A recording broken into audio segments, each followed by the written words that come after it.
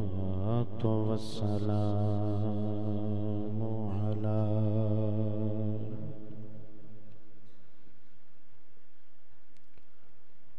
سيدنا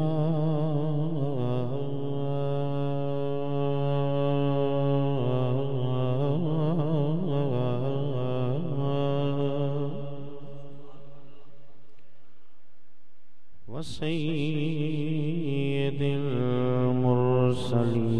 المرسلين والأنبياء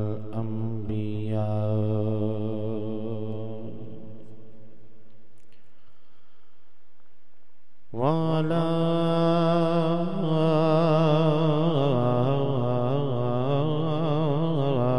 آله الطيبين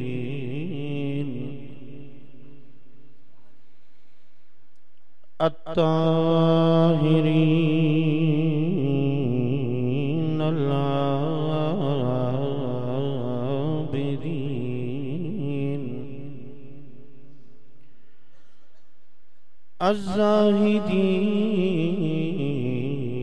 الزاهدين الأتقياء والأصفياء وعلى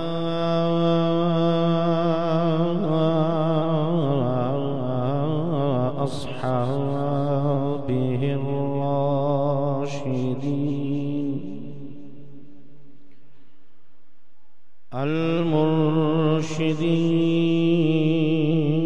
المرشدين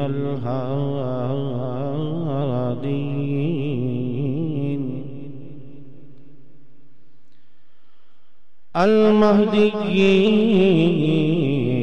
المهديين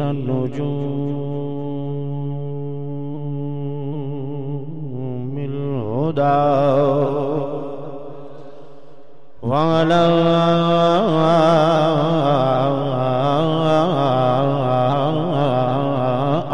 أولياء أمته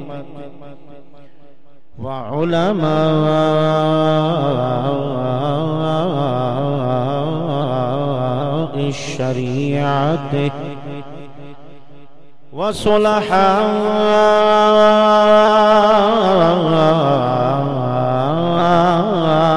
وصلحاء ملته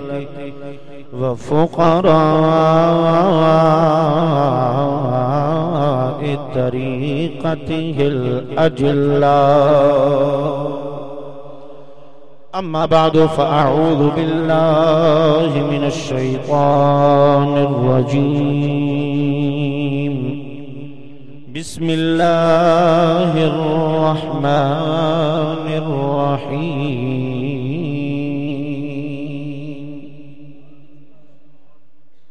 شهد الله أنه لا إله إلا هو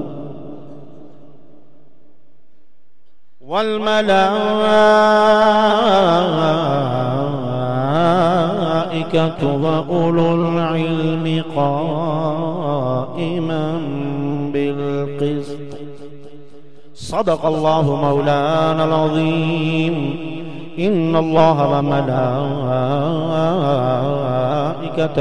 يصلون على النبي يا أيها الذين آمنوا صلوا عليه وسلموا تسليما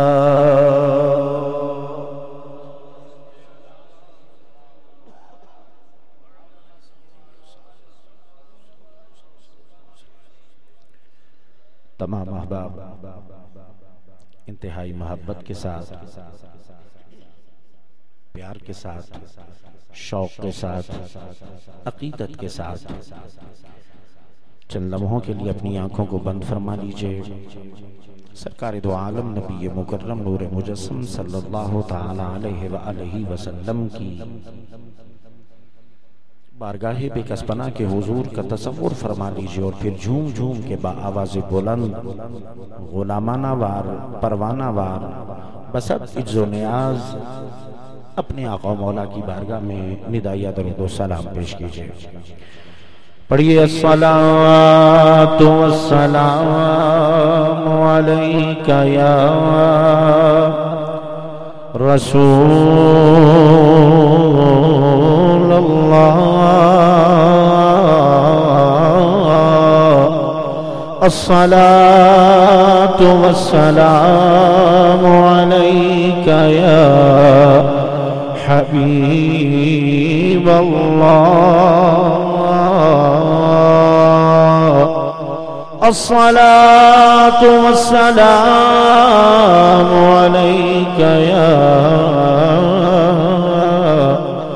سیدی یا سید الکونین وعلی آلک واصحابک یا جد الحسن والحسین.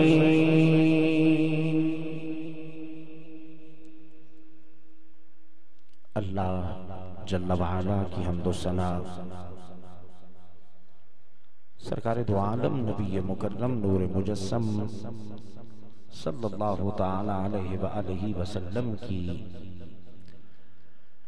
بارگاہ بے کسپنا میں ہدیہ درود و سلام کے بعد قابل صد احترام لائق صد احتشام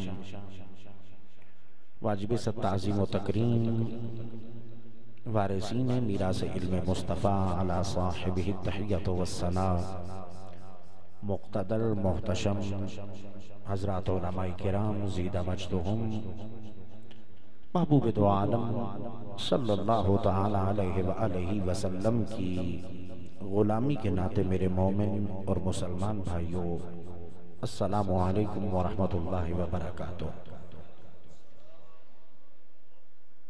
میں اور آپ حاضر ہیں اس پرمسرت پربہار پرکیف پرسعادت فیضان رساں کیف آفرین تقریب سعید میں جو ایک کڑی ہے ان تقریبات تشکر کی جو جامعہ حنفیہ رضویہ حجیرہ کی 50 سالہ تعلیمی خدمات کی تکمیل پہ اللہ رب ذوالجلال کے حضور ہدیہ سپاس پیش کرنے کی غرض سے انعقاد پذیر ہیں.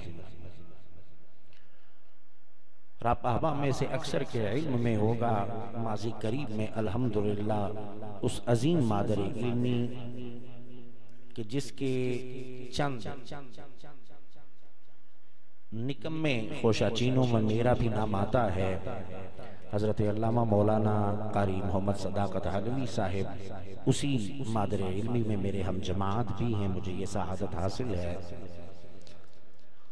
ہم نے اللہ کی عطا سے محبوب کریم صلی اللہ علیہ وسلم کی نگاہ لطف سے ماضی قریب ہی میں 50 سالہ تعلیمی خدمات کی تکمیل پہ تقریبات تشکر کا انعقاد کیا اور مجھے جہاں بھی اس کی دعوت دینے کے حوالے سے موقع میسر آیا تو ہر انسان کی اپنی فکر ہوتی ہے ہر انسان کی اپنی سوچ ہوتی ہے ہر انسان کا اپنا نظریہ ہوتا ہے.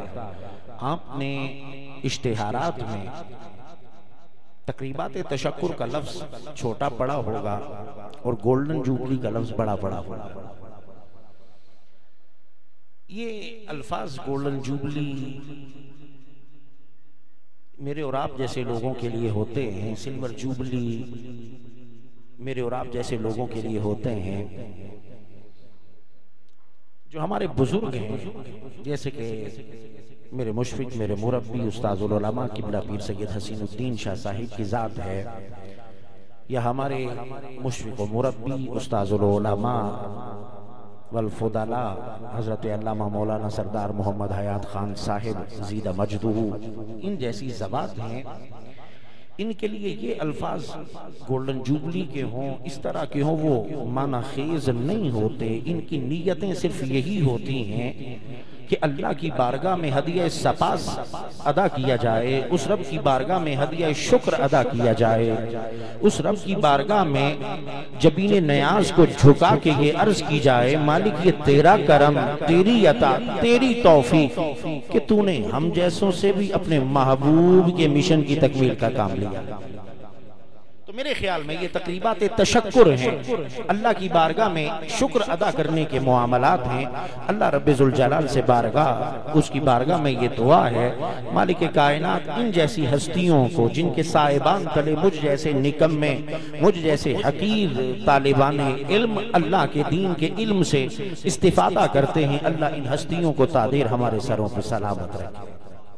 اور یقین جانیے حضرات قحط الرجال ہے، ہر طرف ہمیں کام کے آدمی نظر نہیں آتے. اللہ ان گنتی کے چند بزرگوں کو جن کی وجہ سے آج دین متین ترویج پا رہا ہے، مسلک حق اہل سنت و جماعت کی خدمت ہو رہی ہے، اللہ ان ہستیوں کے فیضان کو صبح ابد تک جاری فرمائے.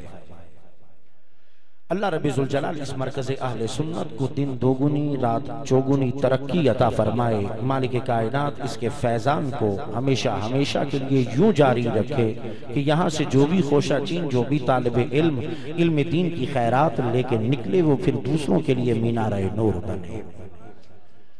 وقت بہت زیادہ بیت چکا ہے، آپ ان دنوں مسلسل مصروف ہیں. کل کی جو اہم ترین نشست ہے اس میں بھی آپ احباب نے شرکت کرنی ہے. میں کوشش کروں گا جو مجھے موضوع دیا گیا ہے اس حوالے سے چند اپنی معروضات اپنی کم علمی کے اعتراف کے ساتھ آپ کی خدمت میں پیش کر سکوں. دعا ہے رب ذوالجلال بعد گفتگو ہم سب کو اپنے عقائد اور اعمال کی اصلاح کی توفیق عطا فرمائے. میں نے قرآن مجید فرقان حمید سے جو حصہ تلاوت کرنے کا شرف حاصل کیا ہے، ارشاد رب ذوالجلال ہے شہد اللہ انہ لا الہ الا ہو. اللہ نے گواہی دی کہ اس کے علاوہ کوئی بھی قابل عبادت نہیں ہے. لا الہ الا ہو دعویٰ ہے، اور جو مدعی ہو اصول یہ ہے بینہ پیش کرنا اس پہ لازم ہوتا ہے. یا تو وہ اپنے دعویٰ پہ اس کی حقانیت پہ گواہ لے کے آئے یا کوئی ثبوت پیش کرے. تو اللہ رب ذوالجلال سب سے پہلی گواہی اپنی عطا فرماتا ہے. شہد اللہ انہ لا الہ الا ہو. اللہ نے گواہی دی کہ نہیں کوئی معبود، نہیں کوئی قابل عبادت، نہیں کوئی قابل پرستش مگر صرف وہی ہے. والملائکہ، اور دوسری گواہی دی اللہ کے نوری فرشتوں نے.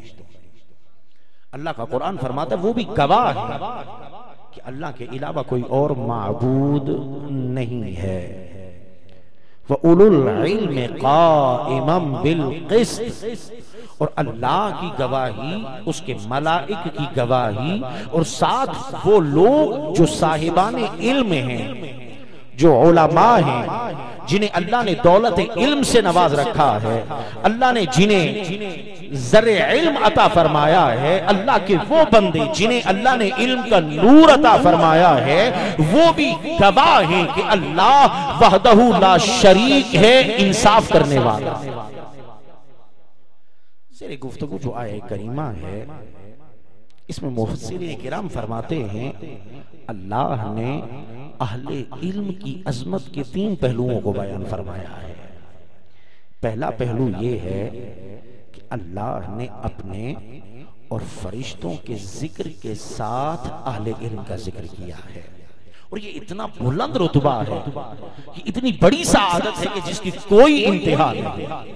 شہد اللہ انہ لا الہ الا ہوا والملائکۃ واولو العلم قائما بالقسط. اللہ نے اپنے ملائکہ کے ساتھ اپنے علم والے بندوں کا بھی ذکر فرمایا ہے. اور دوسرا پہلو یہ ہے کہ اللہ نے اپنی گواہی کی رحمت کے ضمن میں ملائکہ کی گواہی کی طرح اہل علم کی گواہی کو بھی وجہ اثبات الوہیت الہی بنا. یعنی سادہ سے لفظوں میں یوں کہوں کہ اللہ نے اہل علم کی گواہی کو دلیل بنایا ہے اپنے وحدہ لا شریک ہونے کے لیے. اللہ کے وحدہ لا شریک ہونے کی ایک دلیل یہ بھی ہے کہ جو بھی اہل علم ہوگا، جس کا سینہ بھی علم سے روشن ہوگا، جو بھی علماء میں سے ہوگا، جو بھی علم کا نور رکھنے والا ہوگا، وہ اللہ کو وحدہ لا شریک اور الہ بے شریک مانتا ہے، جس کا کوئی شریک نہیں.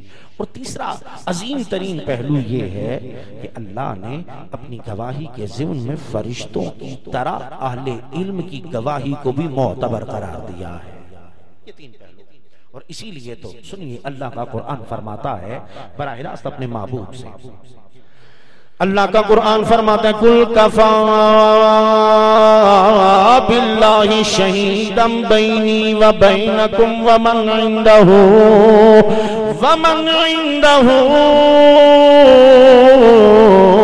عِلْمُ الْكِتَابِ. پیار سے کہیے سبحان اللہ، بآواز بلند کہیے سبحان اللہ. اللہ کا ذکر غافلوں سے غفلت کو دور کرتا ہے، دلوں کو زندگی عطا فرماتا ہے. اس پیار سے، اس کیف سے سبحان اللہ کہیے کہ آپ پہ اور مجھ پہ تھکی تھکاوٹ کا لبادہ دور ہو جائے. اللہ کا قرآن فرماتا ہے قُلْ كَفَىٰ بِاللَّهِ شَهِيدًا بَيْنِي وَبَيْنَكُمْ. اے میرے پیارے محبوب، یہ جو تمہیں جھٹلانے والے ہیں، اے میرے پیارے محبوب، یہ جو تمہارے رب کا انکار کرنے والے ہیں، یہ جو تمہاری حقانیت سے دور بھاگنے والے ہیں، اے میرے محبوب کریم، یہ جو جن سے تمہارا نزاع ہے، جن سے تمہارا اختلاف ہے، جنہیں تم رب کی طرف بلاتے ہو، وہ دور بھاگے چلے جاتے ہیں، اپنی حقانیت پہ گواہ بناتے میں انہیں کہو نا قُلْ كَفَىٰ بِاللَّهِ شَهِيدًا. پیارے محبوب کیوں کہہ نہیں دیتے تمہاری اور میری معاملات میں میری طرف سے میرا اللہ مجھے گواہ کافی ہے. قُلْ كَفَىٰ بِاللَّهِ شَهِيدًا بَيْنِي وَبَيْنَكُمْ، اور میرے رب کی گواہی کے ساتھ وَمَنْ عِنْدَهُ عِلْمُ الْكِتَابِ، رب نے جنہیں اپنی کتاب کا علم عطا فرما رکھا ہے، اللہ نے جن کے سینوں کو نور کے علم سے روشن کر رکھا ہے، وہ بھی گواہی دیں گے کہ میں اللہ کا آخری اور سچا رسول ہوں. آئے کریمہ میں غور کیجئے قُلْ كَفَىٰ بِاللَّهِ شَهِيدًا بَيْنِي وَبَيْنَكُمْ وَمَنْ عِنْدَهُ عِلْمُ الْكِتَابِ. مفسرین کرام فرماتے ہیں اس آیت کے ذیل میں اللہ نے حق کے لیے اہل علم کی گواہی کو کافی قرار دیا. کافی کسے کہتے ہیں کہ جس کے بعد کسی اور شے کی حاجت نہ رہے. مراد یہ ہے اہل علم، اگر اہل علم ہوں، اہل علم والے جس بارے میں بات کر دیں بس ان کی گواہی حرف آخر ہے. اور پھر اللہ نے انہی اہل علم کو جن کی گواہی رب کے ہاں معتبر ہے مقام یہ عطا فرمایا ہے کہ یہ علم ان کے لیے بلندی درجات کا سبب بنتا ہے. اللہ کا قرآن فرماتا ہے یرفع اللہ الذین آمنوا منکم والذین اوتوا العلم درجات. اللہ رب ذوالجلال نے ویسے ہی اہل علم کی گواہی کو معتبر قرار نہیں دے دیا، اللہ نے ویسے ہی ان کے علم کو ان کے لیے معیار رفعت قرار نہیں دیا، اللہ نے ویسے ہی ان کو یہ مقام عطا نہیں فرمایا کہ جس زمین میں بھی، جس بات میں بھی، جس معاملے میں بھی یہ لب کھولتے ہیں ان کی بات سند ٹھہرتی ہے. انہیں یہ مقام اس لیے ملا ہے کہ جیسے ایمان والے کے لیے بلندی درجات کا، قرب الہی کا، مستند ہونے کا سبب بنتا ہے، اللہ نے علم کو اہل علم کی رفعت کا معیار بنایا. اعلیٰ حضرت کی بات آپ نے سنی. اعلیٰ حضرت صرف لفظوں سے کھیلنے والا شاعر ہی نہیں، یہ وہ عالم ہے جو 52 سے زائد علوم پہ مہارت تامہ رکھتا ہے. یہ وہ عالم ہے جس کے فیضان سے آج بھی علم کی دنیا روشن ہے، صبح قیامت تک انشاءاللہ روشن رہے. اللہ رب ذوالجلال نے اہل علم کو جو مقام عطا فرمایا، اہل علم کو رب ذوالجلال نے جو خصائص عطا فرمائے، رب کا قرآن سنیے، پھر میں مصطفیٰ کے فرمان کی طرف آ کے چند باتیں آپ کی خدمت میں عرض کروں گا۔ اللہ کا قرآن فرماتا ہے وَالرَّاسِخُونَ فِي الْعِلْمِ يَقُولُونَ آمَنَّا بِهِ كُلٌّ مِّنْ عِنْدِ رَبِّنَا۔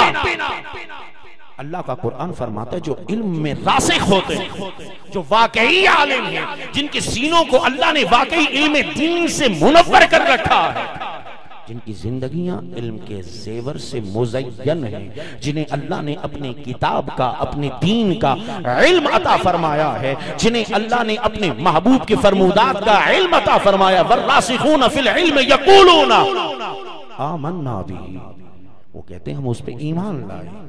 کل من عند ربنا، جو بھی مصطفیٰ کے منہ سے نکلتا ہے وہ رب کی طرف سے ہوتا ہے۔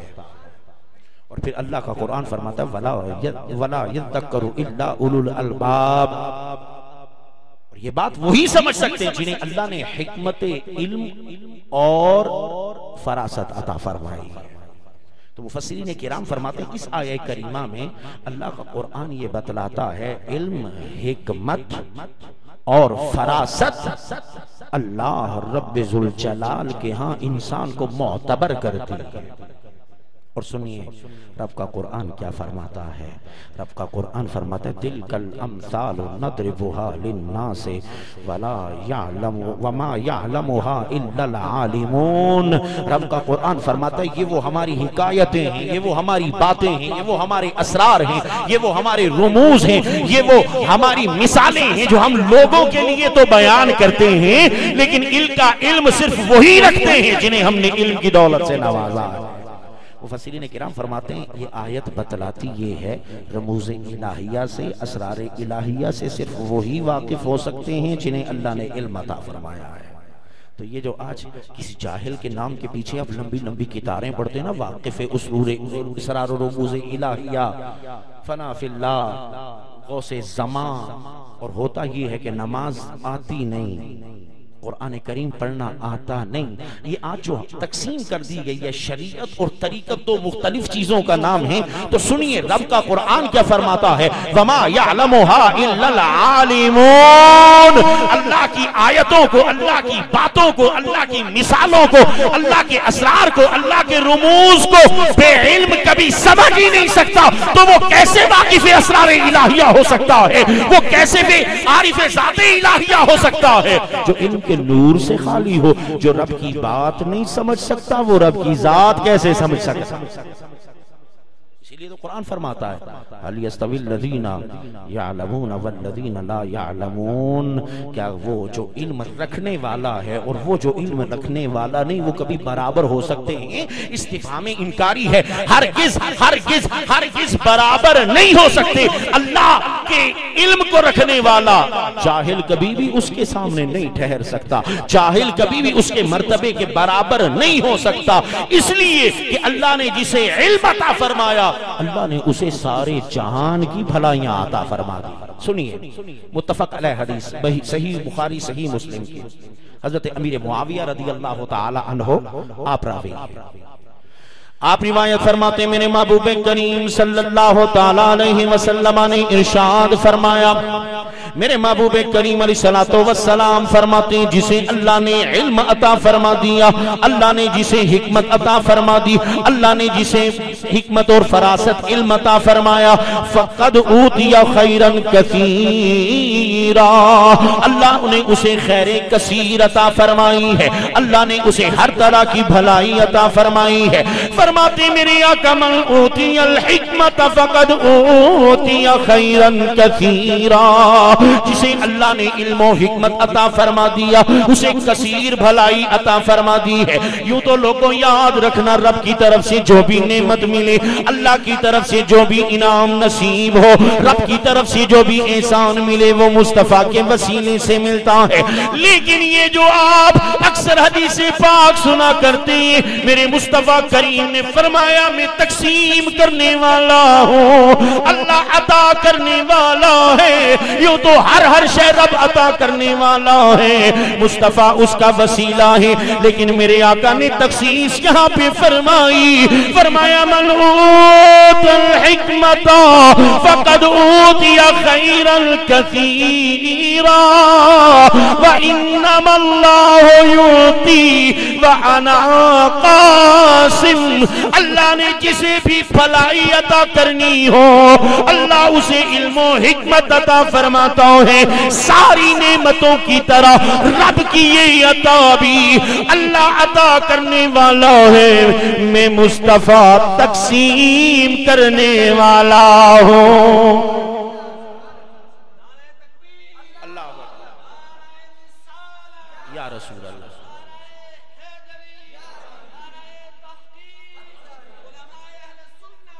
اور اللہ جسے بھلائی عطا فرمائے، اللہ جسے خیر عطا فرمائے. خیر اصل میں اخیرو ہے، اس میں تفضیل کا صیغہ باقی تمام چیزوں کے مقابلے میں جو سب سے اعلیٰ، سب سے بہتر، سب سے اچھی شے ہو اسے خیر کہا جاتا. اسی لیے تو قرآن فرماتا نا وَلَلْآخِرَةُ خَيْرٌ لَكَ مِنَ الْأُولَىٰ. محبوب ہر آنے والی گھڑی ہر گزشتہ گھڑی سے بہتر ہوگی، تمام کی نسبت سب سے اعلیٰ ہو. تو اللہ جسے سب سے بہتر بھلائیاں عطا فرمانے والا ہو، سوچئے نا اللہ اسے کیسی کیسی کیسی کیسی کیسی کیسی اپنی رحمتوں سے نوازتا ہوگا. یہاں میں ایک حدیث پاک امام احمد نے بھی نقل کیا، امام ترمذی نے بھی نقل کیا، امام ابو داؤد نے بھی نقل کیا. صحاح ستہ میں سے 4 کتابوں میں یہ حدیث پاک موجود. حضرت کثیر بن قیس آپ روایت فرماتے ہیں ان کثیر ابن قیس قال كنت جالس مع ابی الدرداء فی مسجد دمشق. حضرت کثیر ابن قیس رحمت اللہ تعالی علیہ فرماتے میں صحابی رسول حضرت سیدنا ابو الدرداء رضی اللہ تعالی عنہ کے ساتھ مسجد دمشق میں بیٹھا تھا. دمشق کی مسجد میں بیٹھا ہوا تھا. فجاءہ رجل، جناب سیدنا ابو الدرداء صحابی رسول کی خدمت میں ایک شخص حاضر ہوا. حضرت کثیر فرماتے میری نگاہوں کے لیے وہ اجنبی ہے، پہلے کبھی اسے یہاں نہیں دیکھا. لباس سے اپنے ظاہری حلیے سے مسافر نظر آتا ہے، کہیں دور کا باسی نظر آتا ہے. جب جناب سیدنا ابو الدرداء رضی اللہ تعالی عنہ کی خدمت اقدس میں حاضر ہوا. فقال یا ابا الدرداء انی جئتک من مدینۃ الرسول. جناب کثیر ابن قیس فرماتی ہیں آنے والا آیا، سلام کلام کی بعد عرض کرتا ہے اے اللہ کے محبوب کو ایمان کی حلاوت کی نظر سے دیکھنے والے، میں تو آپ کی خدمت میں دمشق حاضر ہوا ہوں. آنے والے کہاں سے آئے ہو؟ کہتا ہے اے اللہ کے محبوب کے صحابی جس کے غلام ہو، میں اس تاجدار کے شہر مدینہ سے آیا ہوں. انی جئتک من مدینۃ الرسول، میں جناب محمد الرسول اللہ کے شہر مدینہ سے آیا ہوں. آنے والے کیا غرض لے کے آئے ہو؟ کہنے لگا حاضر ہوا ہوں رسول اللہ کے شہر سے. کیوں آئے ہو؟ عقل سوچتی ہے ساری کائنات کی الجھنوں سے فرصت ملے، ساری کائنات کے کاموں کو پسے پشت ڈال کے رب اگر عطا کرے مدینہ کی ایک جھلک نصیب ہو، عشق والے کے لیے اس سے بڑھ کے کوئی سرمایہ نہیں ہوا کرتا. کیسا عاشق ہے، مدینہ چھوڑا دمشق آیا ہے، سینکڑوں میل کا سفر کر کے آیا ہے، ہزاروں میل چل کے آیا ہے، آخر سفر کر کے آیا. ادھر نظر پڑتی ہے تو امام مالک جیسا انسان مدینہ سے باہر نہیں نکلتے، اس ڈر سے کہ کہیں موت آئی، سرکار کے شہر میں موت کی سعادت سے محروم رہ جاؤں گا. تو کیسا عاشق ہے، مدینہ چھوڑ کے آیا ہے، مرکز چھوڑ کے آیا ہے. آنے والے تیرا مقصد کیا ہے؟ سنیے عرض کرتے ہیں یا ابا الدرداء انی جئتک من مدینۃ الرسول لحدیث بلغنی انک تحدثه عن رسول اللہ. آنے والا اللہ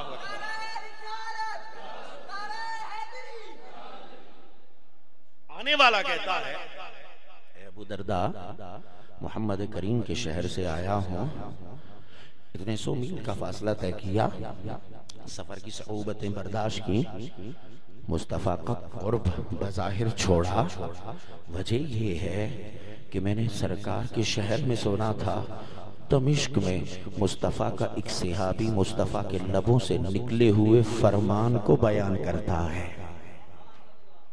ایک حدیث سیکھنے کے لیے، ایک حدیث جاننے کے لیے، ایک حدیث کا علم پانے کے لیے میں نے مصطفیٰ کا شہر چھوڑا، ہزاروں میل کا سفر کیا ہے۔ اور آج کے میرے طالب علم بھائیوں، کبھی غور کیجئے گا، آپ قریب کے گاؤں سے آئیں، 2 دن بعد جی اکتا جاتا ہے، گھر والوں کی یاد آنے لگتی ہے۔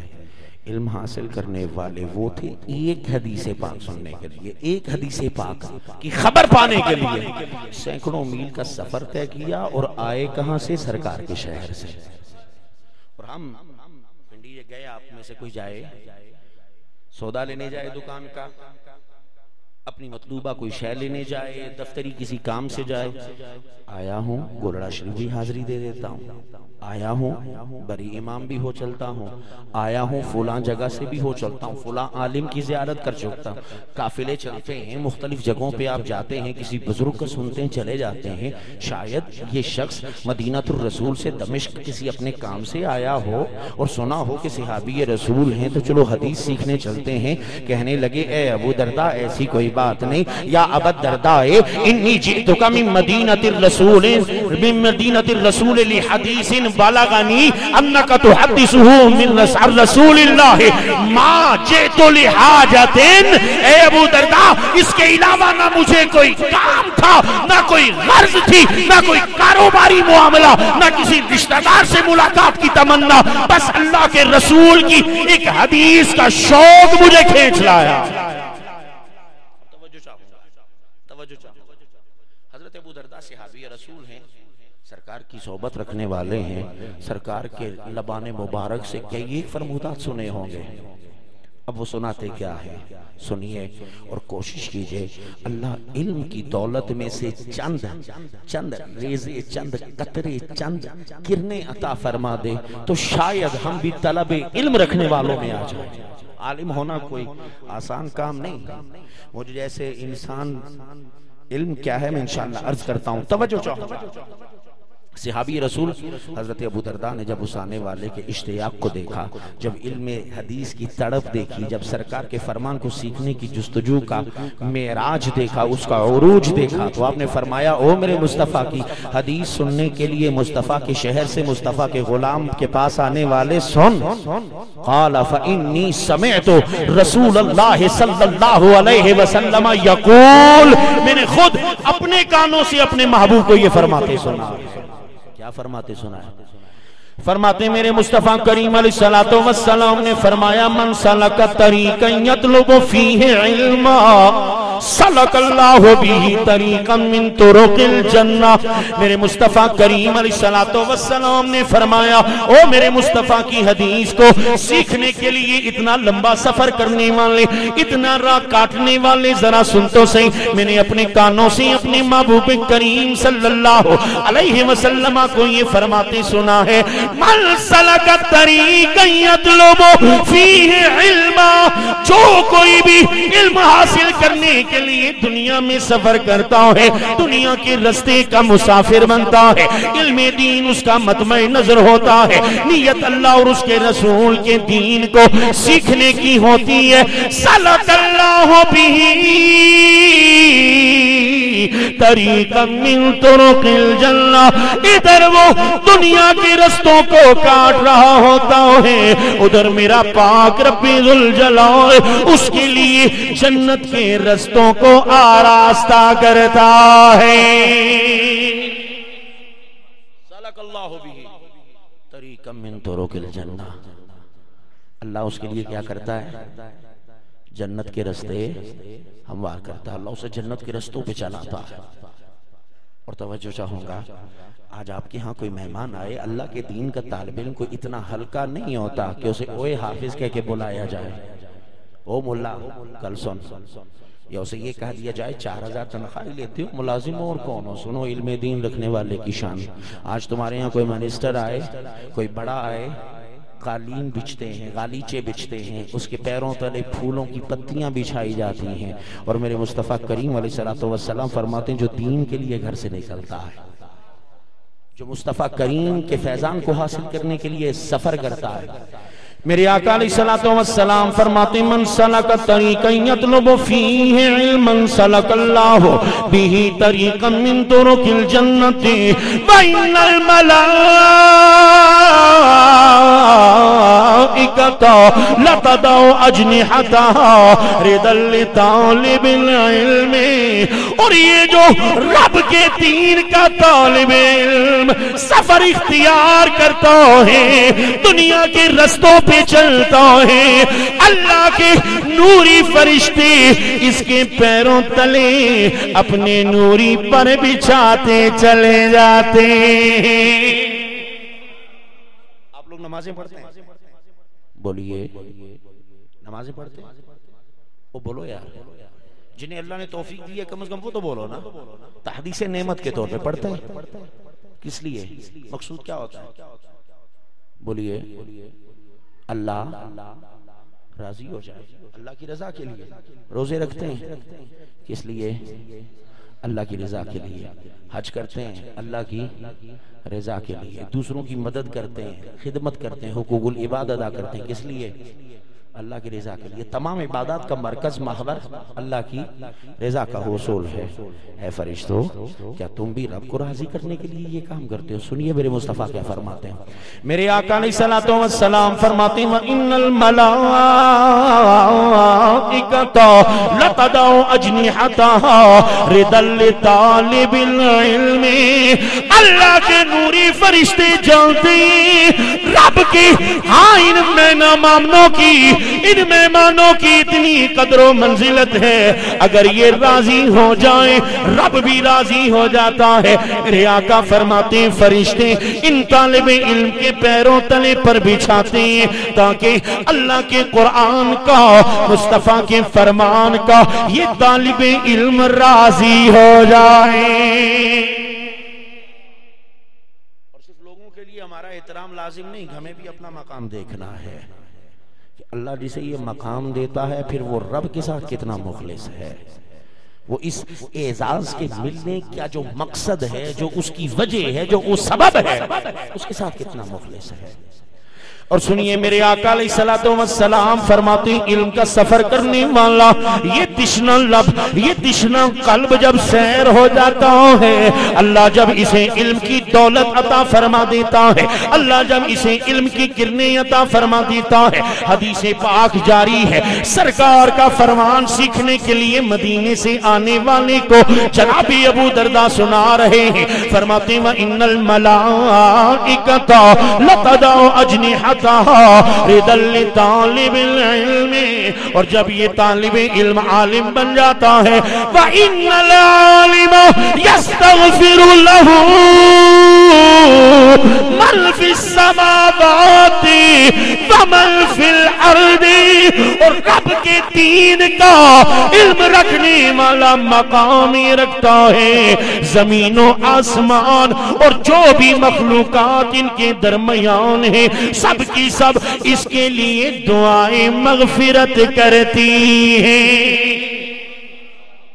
یا سنیے گا، محدثین کرام فرماتے ہیں اس آیت حدیث پاک کے تحت کہ زمین و آسمان کی ساری مخلوقات کیوں اس کے لیے دعا کرتی ہیں؟ اس لیے کہ کائنات کے ہر فرد کو اہل علم کے علم کی ضرورت ہے، کائنات کے ہر فرد کو، ہر جزئی کو اہل علم کے علم کی برکت ہے۔ اور محدثین کرام نے تو یہاں تک فرمایا ہے کہ جو مومن جنتی جنت میں جائیں گے انہیں جنت میں بھی اہل علم کی ضرورت ہوگی، جنت میں بھی اہل علم کی ضرورت ہوگی، اہل علم کی ضرورت ہوگی۔ تو یوں کہہ لیجئے کہ جنت میں بھی انشاءاللہ انشاءاللہ انشاءاللہ امام اعظم کا، محدث اعظم کا، امام احمد رضا کا دامن ہمارے ہاتھوں میں ہوگا کیوں ضرورت ہوگی؟ ہر جمعہ کو اللہ اپنی زیارت سے مشرف فرمائے گا اور پوچھے گا اے میرے بندو کیا چاہیے؟ اللہ کے وہ نیک بندے جو جنتی ہوں گے وہ اہل علم سے رجوع کریں گے، اب بتائیے ہم رب سے کیا تمنا کریں؟ اللہ کی ہر مخلوق ان کے لیے دعائیں مغفرت کرتی ہے، اس لیے کہ اللہ کے علم رکھنے والوں کے علم کی جو برکتیں انہیں نصیب ہوئی ہیں، ان کی دعا ان کی خدمات کا بدلہ ہو جائے ہر مخلوق۔ اور پھر ساتھ میرے محبوب نے تخصیص کیا فرمایا؟ یستغفر لہ من فی السماوات والارض والحیتان فی جوف الماء، اور مچھلیاں سمندر کے پیٹ میں پانی میں بھی اہل علم کے لیے دعائیں مغفرت کرتی ہیں۔ محدثین کرام فرماتے ہیں کیا وجہ ہے؟ من فی السماوات ومن فی الارض میں تو یہ داخل ہے، جو کچھ بھی زمین و آسمان میں اس میں تو یہ داخل ہے۔ پھر تخصیص کے ساتھ مچھلیوں کا ذکر کاہے کے لیے؟ فرمایا وجہ یہ ہے کہ مچھلیوں کا مسکن ہے پانی میں، ان کی حیات ہے پانی، اس کے بغیر ان کی زندگی کا تصور ممکن نہیں، اور اللہ پانی بھی آسمان سے اہل علم کی برکت سے برساتا ہے۔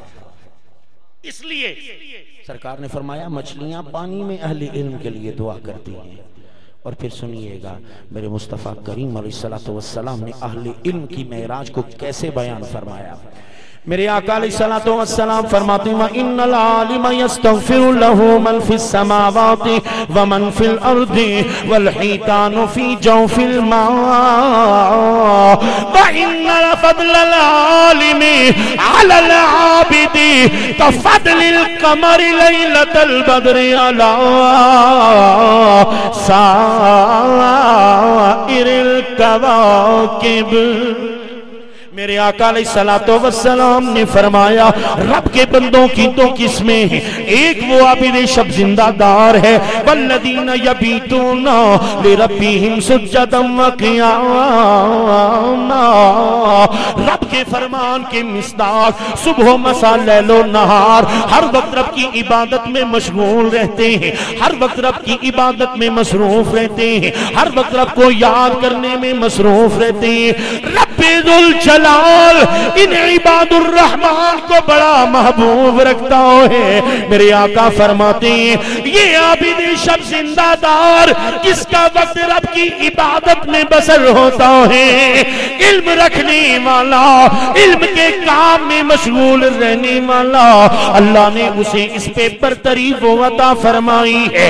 چاندنی رات میں 14ویں کا چاند جیسے ستاروں کے مقابل ہوتا ہے۔ اللہ اکبر۔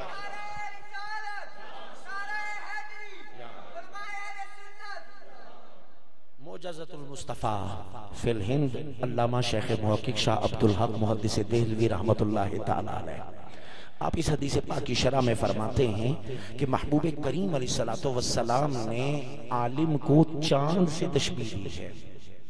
ان فضل العالم علی العابد کفضل القمر لیلۃ البدر علی سائر الکواکب، اہل عبادت کو، عابدین کو اللہ کے محبوب نے ستارے کہا، اور جو علم والا ہے اللہ کے محبوب نے اسے چاند کہا۔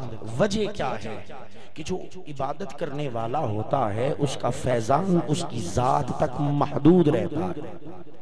ستارہ خود چمکتا ہے لیکن اپنے لیے چمکتا ہے، اور چاند وہ ہے کہ جس کا فیضان اپنی ذات تک محدود نہیں رہتا۔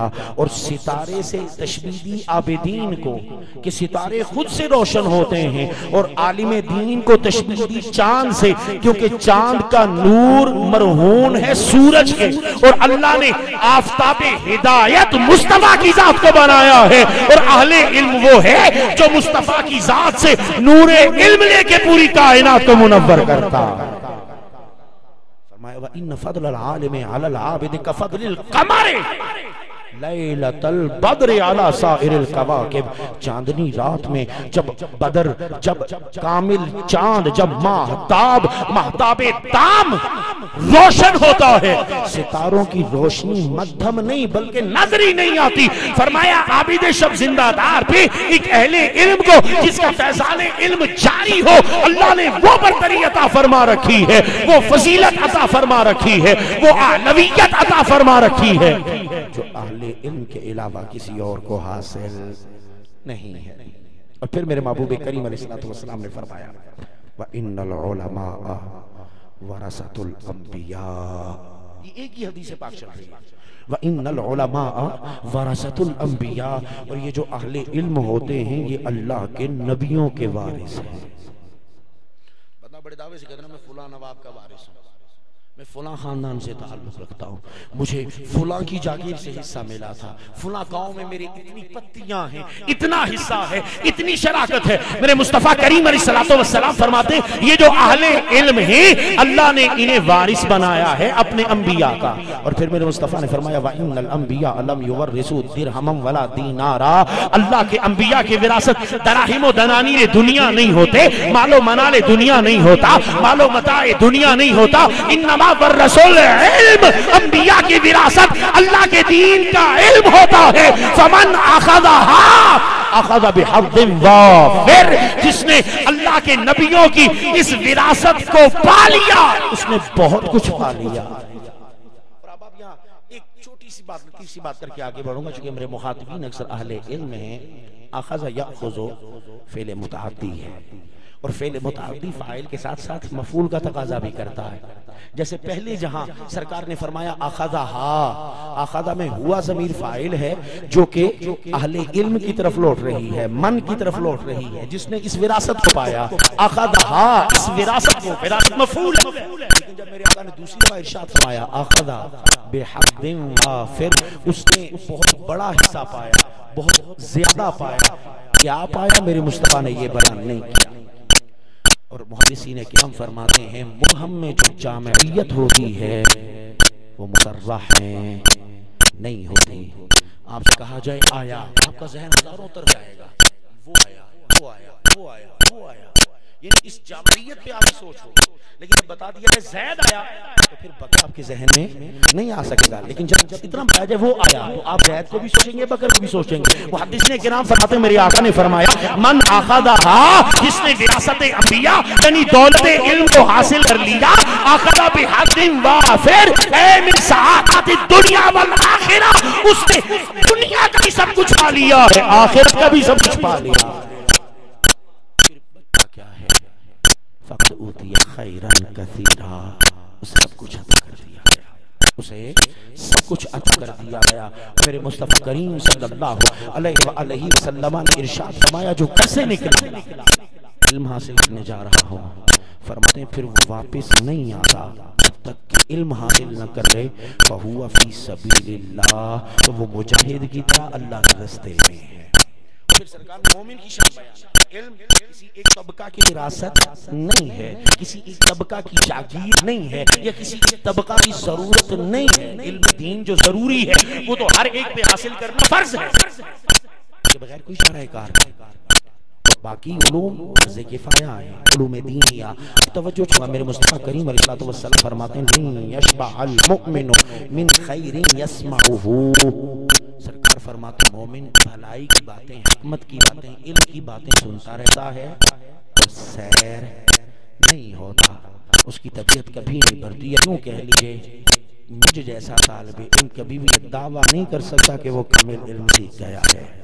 سرکار فرماتے سنتا رہتا ہے، سیکھتا رہتا ہے، پڑھتا رہتا ہے، علم حاصل کرتا ہے، حتیٰ یکون منتہا الجنہ، یہاں تک کہ اسی راہ علم پہ سفر کرتے کرتے، سیکھتے سکھلاتے سکھلاتے وہ اس دنیا سے اٹھتا ہے۔ سرکار فرماتے وہ قبر میں نہیں گیا، منتہا الجنہ، اس کا منتہا جنت ہے، اس کی آخری قیام گاہ جنت ہے، اس کا ٹھہراؤ جنت ہے۔